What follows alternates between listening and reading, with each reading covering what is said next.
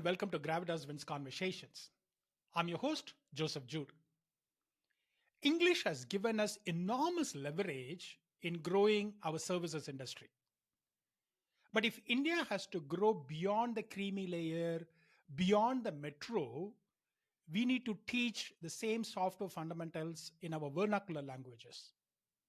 If you look at Germany, Japan, and Russia, they all teach in mother tongues. My guest today, TamizhVendan, is doing exactly that. True to his name and combining his profession, he is teaching software fundamentals in Tamil.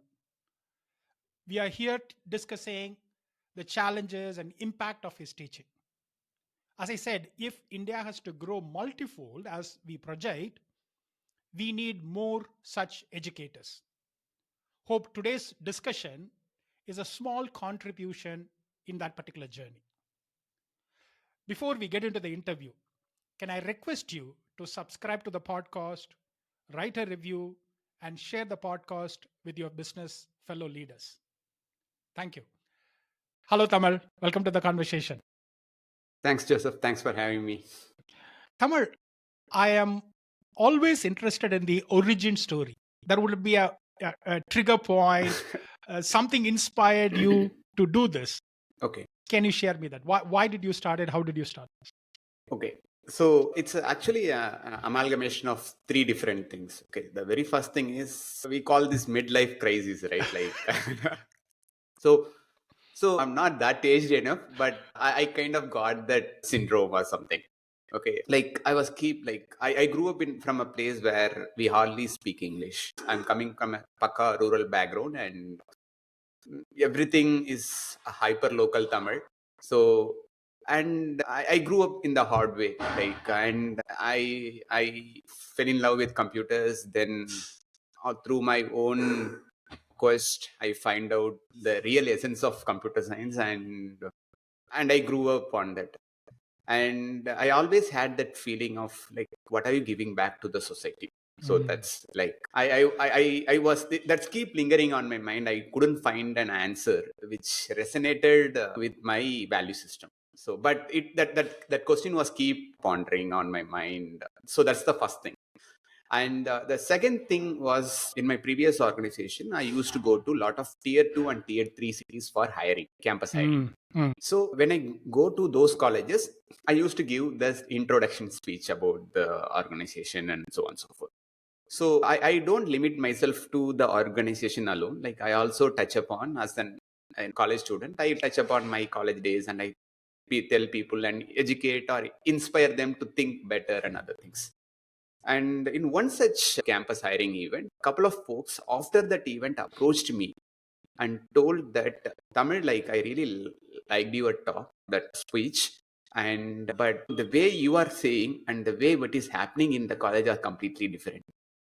I was talking about you should be practicing more by looking at your real world problems. I was even quoting that everyday milk purchase problem. Like your mother used to keep a note of all those packets that she is purchasing. Why don't you create a program for this? So I was quoting those kind of real world things that I want people to engage in. But when I spoke to that person, he was talking about like they are asking me to work on these coding problems because this is what people going to ask in interview.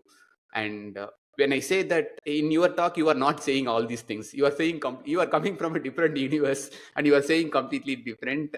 Then it struck me that these two things, right? Like what I'm giving back to the society and this person who he is ready to do the work. They are raw clay. They're ready to mold, but they are being molded in a wrong sense. That's what the society perceive. So these two things are the trigger points.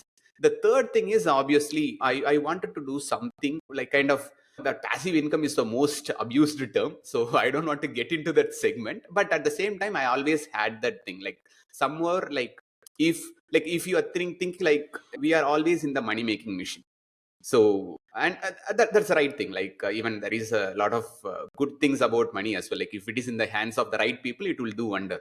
So I was had that thing like if there is a missionary that provides the we call that as well that is providing the money, then I'm free to do whatever I wish.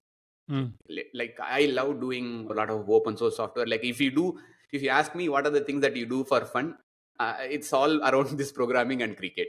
So if you are asking me whether those things are going to give money in return, I don't have any answer. In fact, I create a lot of open source software which is not going to give any money to me, but I love doing those things. So I'm thinking of, even I have a lot of books ideas to write a book and publish a course and a lot of other things. For those things I need time. So I need some sort of a missionary that provides me the money so that I can free myself from the typical 9 to 5 routine. Even though I love my job, in fact, I like all the skill that I have and I'm going to have. I owe a lot of things to my day job. It's not that I'm in a rut or something. I'm happily enjoying. Even I'm so excited to be on a Monday morning to work on something. So it's not about that. It's beyond that. Like I have reached a state in my life where uh, I won't say I'm done, because no one is a finished product. Like everyone is growing on their own sense.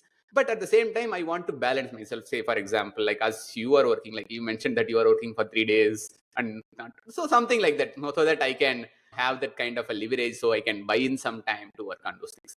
So these are all the three reasons. Like even though I'm not monetizing on any of my strings right now, very soon I will be doing. But these are all the three reasons. Like three things. I didn't point out a single reason, because it's an as I mentioned, it's an amalgamation of these three things. So that's how it started. Wonderful. So talk to me about, what do you teach? So what are the things that you teach? You already talked about, that's a very interesting stuff. In your college presentation, you asked the students to write a program for counting that milk packets that their mothers have. So it's an interesting stuff. So what do you teach in this particular category? Okay, so I always believe in that first principles thinking. Like what actually happens is, like I will go back to my school days. I love my chemistry teacher. Okay, so he take one page and he teach that one page for an entire period. So he go through it, like he will talk about it, he will discuss with us, like he do all sort of crazy thing. And at the end of that period, we all empowered with so many knowledge, and that person will never complete the syllabus. True. Okay, and most of the students don't like that teacher. Okay, the reason being, like those students will go always an outer tuition for chemistry, because their point of view is securing the marks. And but like for me, thankfully, I happen to have such teachers in my life who enlightened me with what is real learning. The real learning is not with respect to getting a mark or securing a job or securing a promotion or something. It is hard to explain. It's kind of it's like when you say, why are you loving your wife or your mother, you cannot have a defined logical answer. In the same Absolutely way, not a logical answer. Very yes. true. Yeah. So in the same way, learning is also have that similar. It's an inner happiness, inner joy kind of a feeling, which is hard to express in words. So that's kind of a thing that I want to bring to that society. Computer science is an amazing subject. It's a superpower. But people are not. I used to have a friend in my college days for college practicals, right? Like they give the printout and just mug up and just type it, right? I used to watch this particular friend. She just go through like a memory, like in hash includes stdio.h, like hey, whether semicolon will come or not, like this kind of crazy kind of, like it's like, what are you doing here? Like you are just memorizing some crazy random words and talking that to the computer. Is that what computer science is all about? Absolutely not. So it is something like, it's like if you are a musician, like this is like expressing your creativity through some musical charts. Like here you are going to express the same thing. Programming is an art. There is a science to it. I absolutely agree, but it's an art that has to be heartfelt. And when it comes to software development, again, there is a core essence. Like people often say that in software industry you have to keep updating yourself. Like that layer is 20%. but the 80% of the layer is still holds true. That is rock solid, rock foundations. But what actually happens is people leave those 80% and focus on those 20%. What actually happens is like we get premature optimized software that is so much buggy. So all these crazy things are happening in the industry. So see, like for me, like it's like maybe you may call me old school or purist or some sort of a label, but so that's where I'm coming from. Like this is a craft.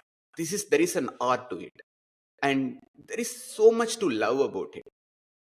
But actually, what happens is IT jobs pay high.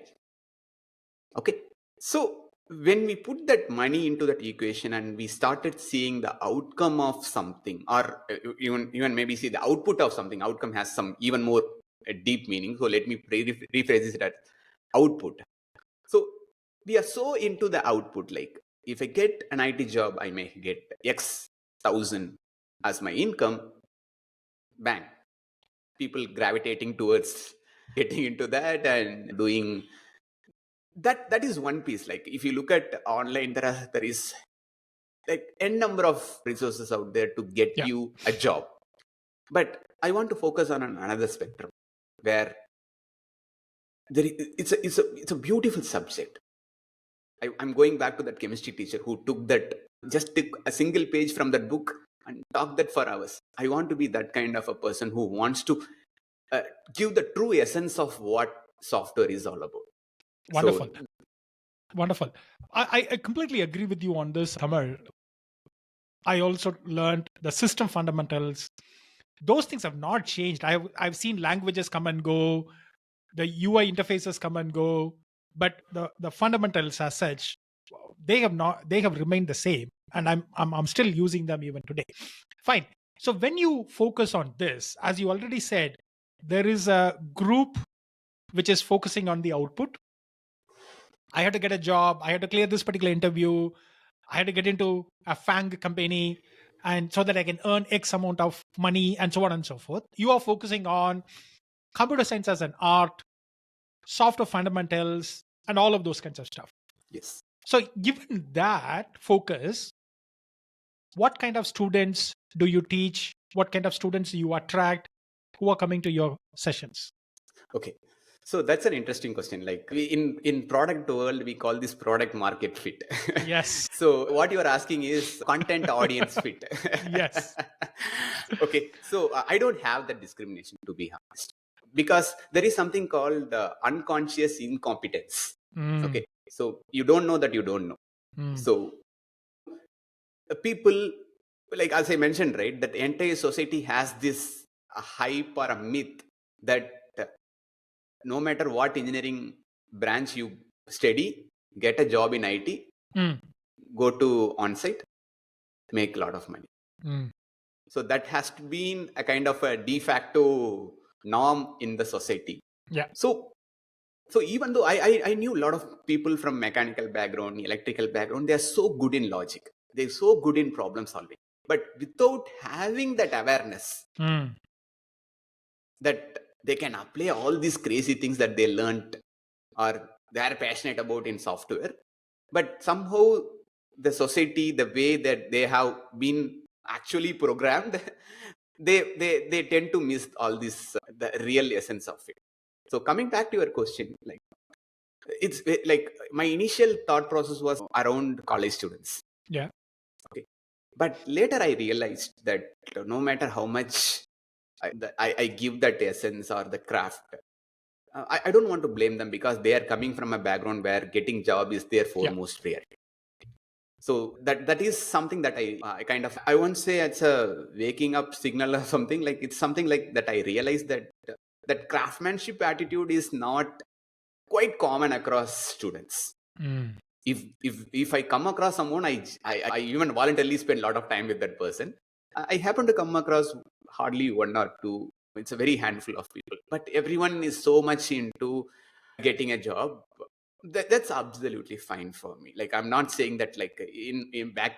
If you ask me in my college days, I was my path is completely different mhm. due to the background and other things. But I cannot expect the same thing from the Yeah. others.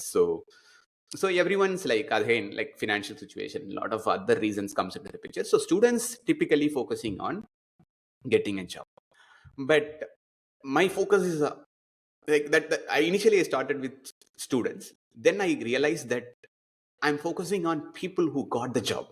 Now they are into the system. Okay.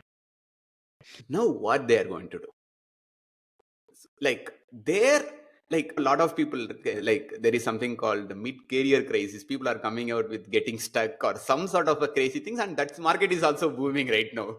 Okay, so whatever I'm coming, right, like people always put that the financial side to it and making people to move in the wrong direction rather than going to the crux of the problem. So for example, think of this, like there are a lot of upskill programs out there. Again, if you look at that upskill program, it's all about getting a promotion, making more money. See, that's I always ask this question to people. Like in your 10th standard, you were focusing on getting good marks. The reason you want to get a good group on 11th standard.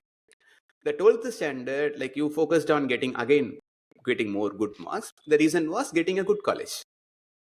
Then in college, you focused on getting marks or going through this kind of coding problems to get something. Again, you focus on getting a job.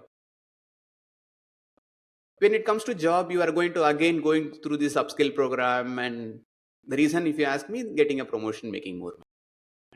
Like if you keep going towards this, when you're going to work on the inner craftsmanship that you are having, like if you keep navigating towards something which is always outcome oriented, when you are going to sit and relax and enjoy the process.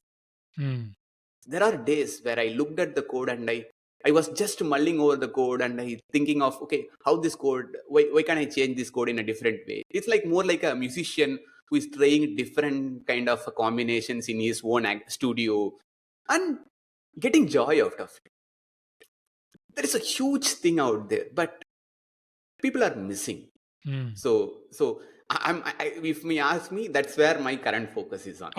Okay. And one more side angle to that, like, but at the same time, if I preach all these things, I would like a preacher. So what I'm doing currently is I'm trying to, like, this is my core vibe, but at the same time, getting to people to get into this vibe is a tough thing. So what I'm going to do, I'm take up. So that's why I'm focusing on podcast right now so far. So where I take some common problem people face on their day-to-day office work, and I try to take this craft, take that day-to-day reality, coming out with something which will connect both the crowd. Okay. Can you talk to me about the podcast that you have? Super. So the podcast again started with an intention of, I felt that is another medium where I can connect with the people. Like I listen to a lot of podcasts while I'm driving, like while I'm helping my wife with household chores and other things. Like I just listen to a podcast, get things done.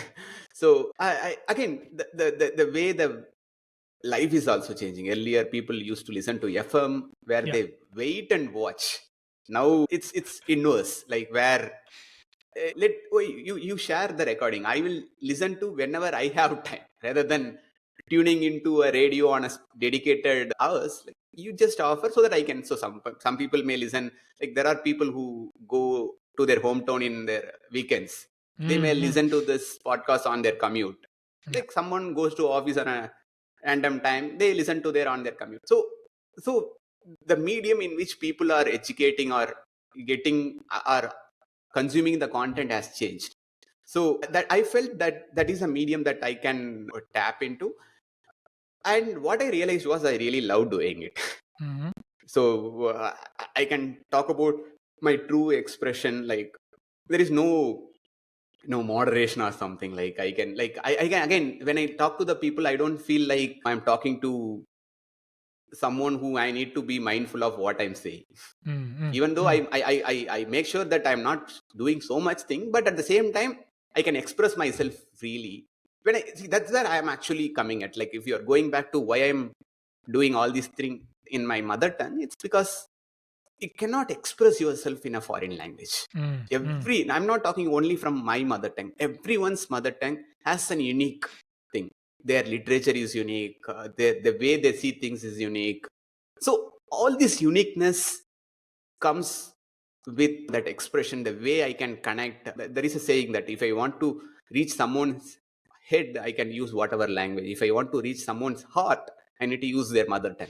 So that's how I'm coming back to that, the mother tongue aspect of it, and at the same time sharing all this craftsmanship, sharing the hard lessons, and uncovering certain common myths or common misconceptions around software development, and making people to think in the right way or see things in a different perspective.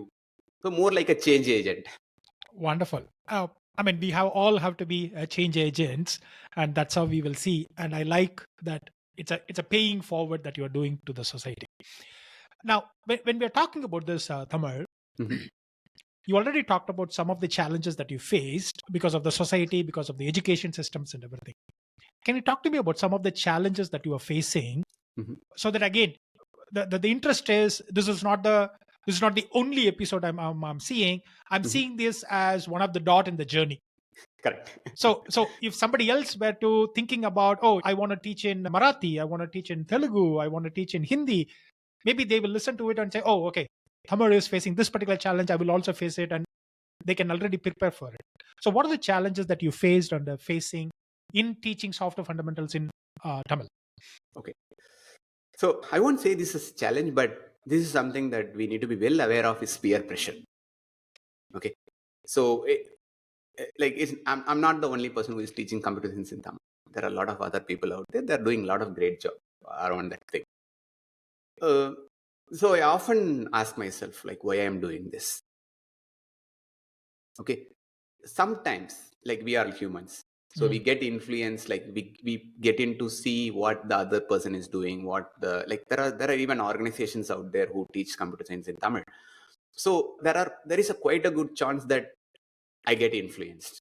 Mm. And even to be frank, in the initial days, because I was also new, like I'm also learning this craft over the period of time, then I also got influenced. Then I couldn't find out the identity side of it, Mm. like these people offering this, okay, let me create a course on this. These people offering this, let me offer a course on this. Then it struck me that Tamil, you are not them, you are you. What is you? So so that's where, that is what I'm seeing this as a major hurdle in the, when you're teaching something in those things. Okay.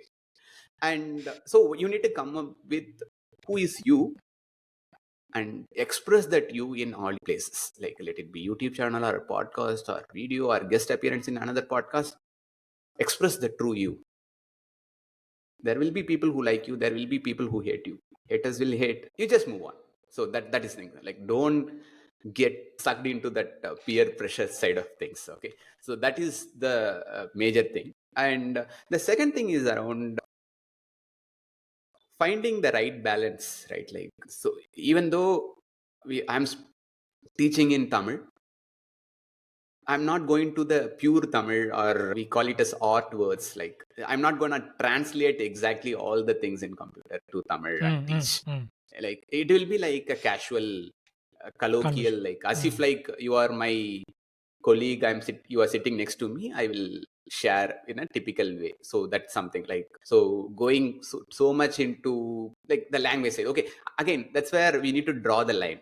Are you evangelizing True. your language, or you are evangelizing computer science through your language? So that is a two different difference. But at the same time, you cannot avoid certain things. Like, when even in my content, I always quote the great literature Tirukural very often, and I used to quote some movie songs, I used to quote some things which I liked from other literature. So it is hard to avoid those things, but you need to strike a balance. Mm.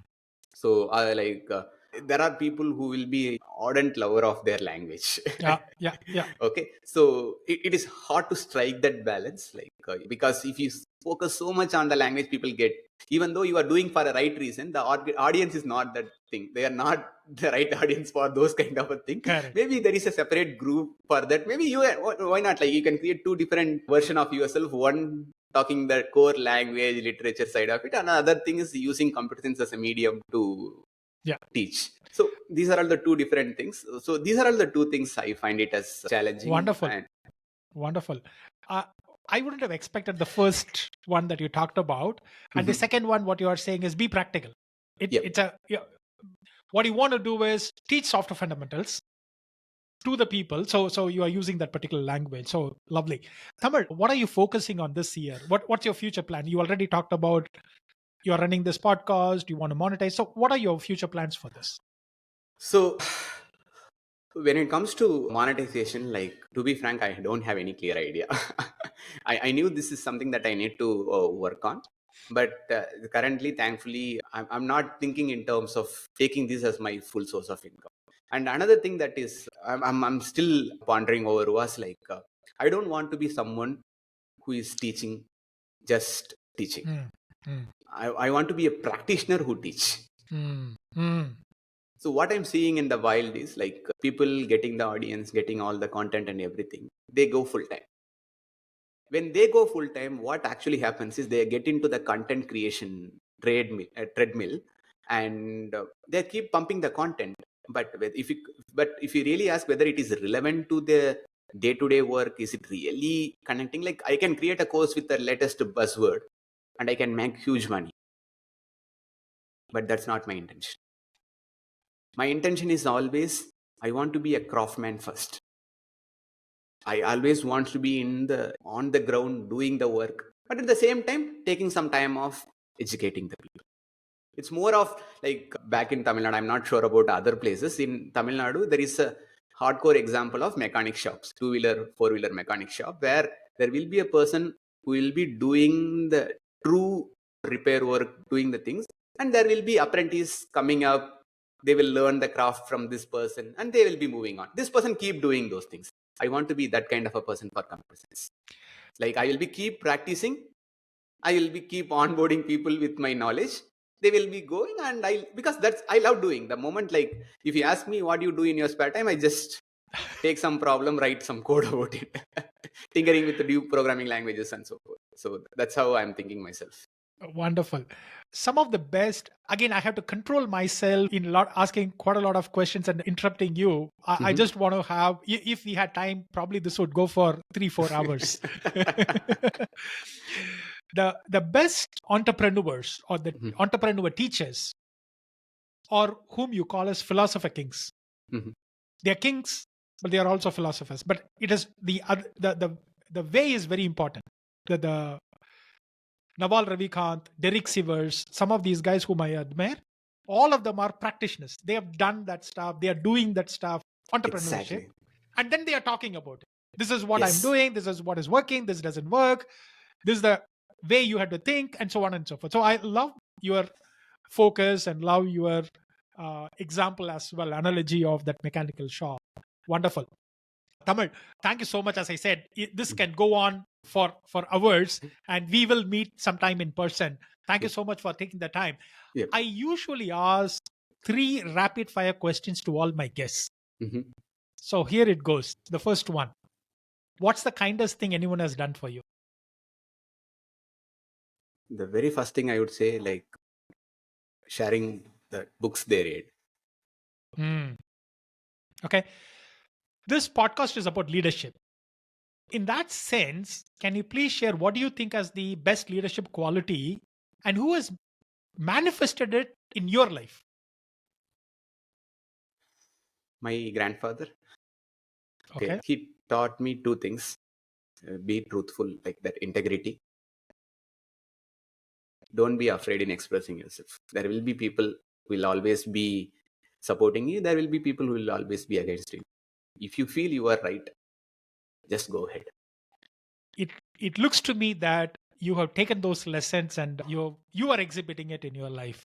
Finally, Tamar, what's the definition of living a good life? Being happy. Lovely.